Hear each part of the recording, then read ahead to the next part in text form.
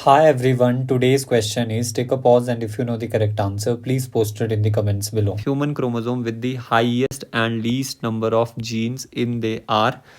तो देखो highest gene जो है वो हमारे पास जो सबसे बड़ा है that is chromosome 1 and least number of gene जो सबसे छोटा है दैट इज़ क्रोमोसोम वाई। कैसे लर्न करवाया था? 2 दोनों में ही होगा। देन 9 से स्टार्ट करवाया था। 9 का उल्टा कर दो 6 और ये जो दो गोले हैं इनको जोड़ दो दैट इज़ 8 बन जाएगा। 2986 जीन 968 जीन्स क्रोमोसोम 1 पे प्रेजेंट होंगे एंड क्रोमोसोम वाई में मैंने बताया था 31-32 नंबर बनाने हैं। तो 3 यहाँ लिख दो, 32 बन गया इस डायरेक्शन में, 31 यहाँ पे बनाना है। तो 231 जीन्स प्रेजेंट होंगे वाई क्रोमोसोम में। तो chromosome 1 and Y. Next question is which experimental material was use by Taylor, अभी बताया, and colleagues to prove that DNA in chromosomes replicate semi conservatively.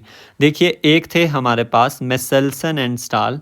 अब थोड़ा अच्छे से समझाता हूँ। Meselson and stall, Meselson and stall ने बताया था कि डीएनए का रेप्लिकेशन सेमी कंजर्वेटिवली होता है। सेमी कंजर्वेटिवली होता है। सेमी कंजर्वेटिवली क्या मतलब है? इन्होंने प्रूव किया था प्रोकैरियोट्स में, that is the E coli and the year is the 1958।